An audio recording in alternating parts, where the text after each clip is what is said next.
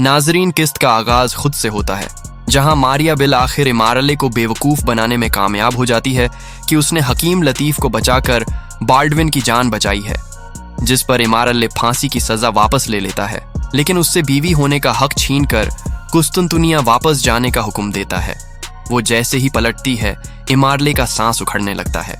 वह तकलीफ से उसे पुकारता है, लेकिन वह खड़ी तमाशा देखती रहती है। कुछ देर बाद उसके पास बैठते हुए कहती है कि वह खुद से कहीं नहीं जाएगी, लेकिन इमारले सुकून से मर सकता है क्योंकि खुद और उसका बेटा बाल्डविन महफूज हाथों में है। फिर उठकर शोर मचाने लगती है। बाहर लॉर्ड गाय को फांसी घाट लाया जाता है। सबीला के खुश होने पर वह कहता है कि जहन्नुम में जाकर वह उसके शौहर को सलाम देगा। विलियम्स उसकी फांसी का फरमान बखुशी पढ़ता है और उसे फांसी दे दी जाती है, लेकिन उसके मरने से पहले ही लॉर्ड गाय का कमांडर कहता है कि फांसी रोक दी जाए। बादशाह मर चुका है और लॉर्ड गाय का फैसला नया बादशाह बाल्डविन करेगा। सबीला और विलियम्स बेहद गमगीन हो जाते हैं। लॉर्ड आय खुश होते हुए कहता है कि वह जानता था उसका अंजाम यह नहीं हो सकता। दूसरी जानिब हलब में कराजा मलिक इस्माइल को सलाहुद्दीन के हवाले कर देता है।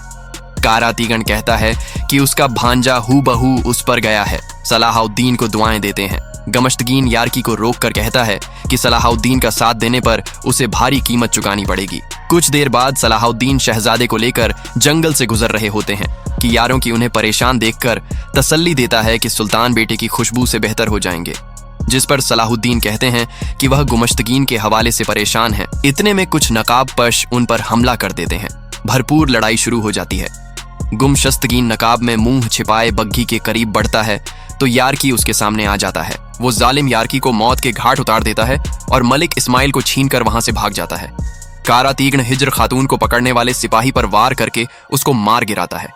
यारुकी को देखकर सलाहुद्दीन और बहादुर समीद सबकी आंखें उसकी वार हो जाती हैं। हिज्र खातून सलाहुद्दीन से वली अहद को वापस लाने की फरियाद करती है। सलाहुद्दीन हमला औरों की चाल समझ जाते हैं, लिहाजा बहादुर को शोहदा की तदफीन और हिज्र खातून को हलब पहुंचाने का हुक्म देकर खुद शाम जाने का फैसला करते हैं। उधर ताजिर इलियास पेट्रो को अपनी जाल में फंसाने में कामयाब हो जाता है। उसे एक जगह ले जाया जाता है जहां वह बोरो से कहता है कि उन्हें जो माल व दौलत चाहिए वह दे देगा, और इलियास को गालियां बकते हुए कहता है कि वह धोखेबाज है। बोरो अपने साथियों के बारे में पूछता है, जिस पर वह हंसते हुए कहता है कि वह ऐला कुल्ले में है जहां दाखिल होना मौत को दावत देने के मुतरादिफ है। इलियास भी उसे रोकने की कोशिश करता है, लेकिन वह किसी की नहीं सुनता। उधर जंगल में मैला साथियों के साथ जा रही होती है कि एक सिपाही उसे खत देता है जिसमें इमारले की मौत की खबर होती है।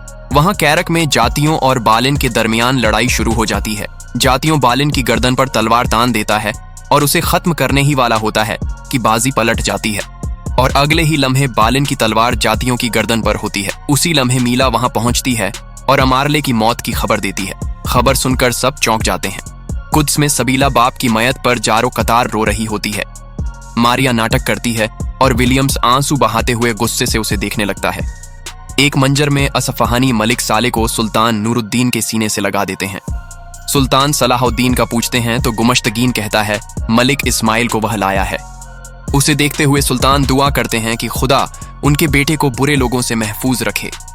कुद्स की फतह का ख्वाब वह पूरा ना कर सके, लेकिन दीन का नूर कभी ना बुझे।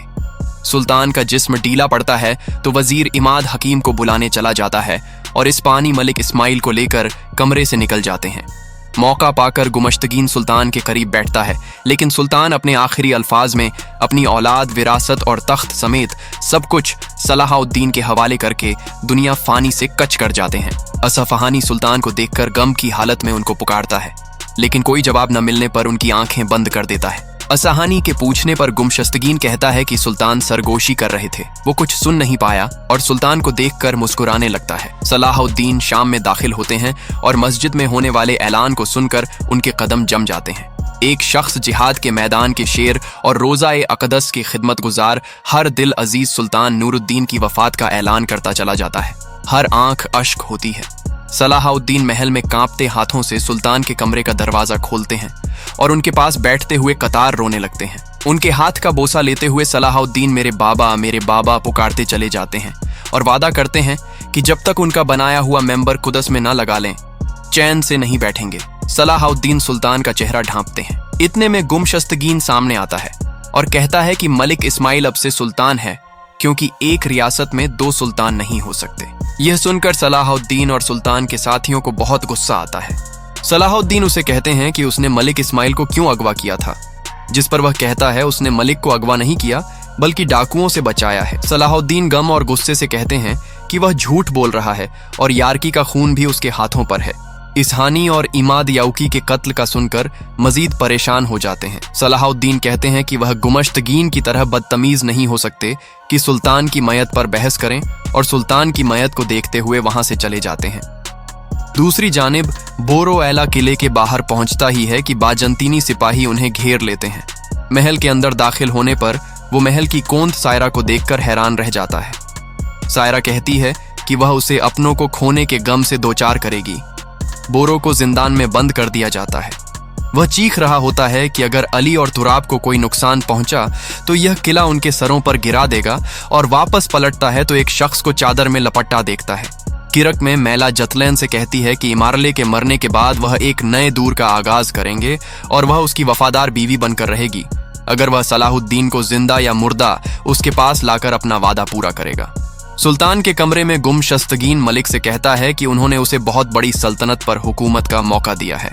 इतने में कराजा खबर लाता है कि मुअस्सल का अमीर कायमाज आया है।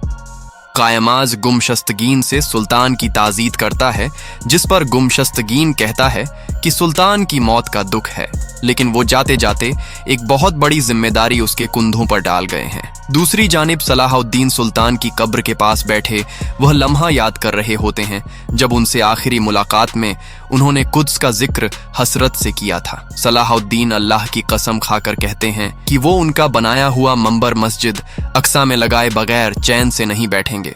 केरक में मैला जातैन की तैयारी करवाते हुए कहती है कि उसका मकसद अब से कुद्स में सलाहुद्दीन के दुश्मनों यानी लाड़गाय और मारिया को मजबूत करना है, जबकि उनके दोस्त बालन को इख्तिदार से दूर रखना है। कुद्स में बाल डविन मारिया से पूछता है कि उसके बाप को किसने मारा है।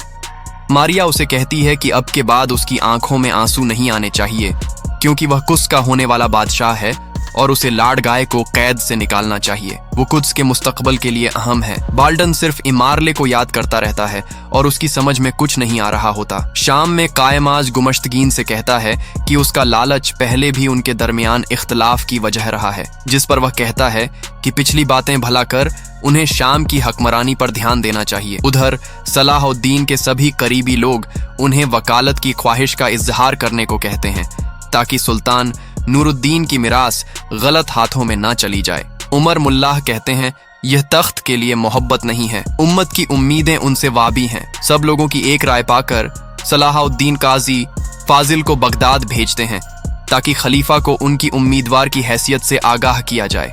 कौन बनेगा शाम का अगला सुल्तान? कमेंट में जरूर बताएं, और फिल्मैक्स को लाइक और सब्सक्राइब करना बिल्कुल मत भूलिए।